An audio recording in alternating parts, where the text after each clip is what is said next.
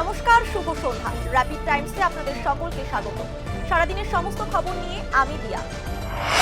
Election কমিশনের নোটিফিকেশনে বিজেপির চিহ্ন। ইলেকশন কমিশন নিরপেক্ষ নয়, কমিশনকে তোপ দাগলেন মমতা বন্দ্যোপাধ্যায়।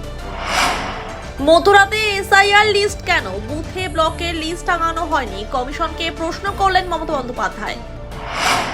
মুখ্যমন্ত্রী যদি ইডির তদন্তে হস্তক্ষেপ করেন তাহলে ইডি কোথায় যাবে? আইপ্যাক মামলায় বলল দেশের সর্বোচ্চ আদালত।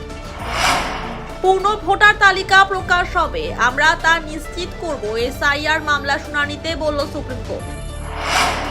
দক্ষিণ 24 পরগনার পাথর প্রতিমা থেকে নির্বাচনী প্রচার শুরু করলেন তৃণমূলের সাধারণ সম্পাদক অভিষেক বন্দ্যোপাধ্যায়। কত মার্জিনে জিততে হবে সেই টার্গেটও বেঁধে দিলেন তৃণমূল সেনাপতি।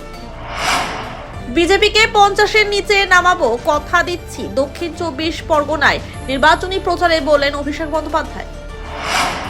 নির্বাচনী প্রচারের মাঝেই বড় সিদ্ধান্ত নিলেন শিলিগুড়ির বিজেপি প্রার্থী শঙ্কর ঘোষ। অনির্দিষ্টকালের জন্য সমস্ত রকম ভোট প্রচার ও জনসংযোগ কর্মসূচি বন্ধ করার কথা ঘোষণা করলেন তিনি। শিলিগুড়িতে কিশোরীর অস্বাভাবিক মৃত্যু, পরিবারের সঙ্গে দেখা করলেন মেয়র গৌতম দেব।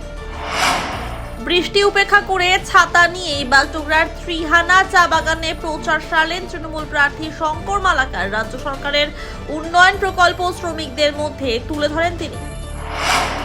স্বপ্ন বর্মনের সমর্থনে নিজের বাড়িতে কর্মী সভা করলেন খগেশ্বর রায়। এদিন আসন্ন নির্বাচনকে সামনে রেখে সংগঠনের কর্মপন্থা ও প্রচার কৌশল নিয়েই মূলত আলোচনা হয়।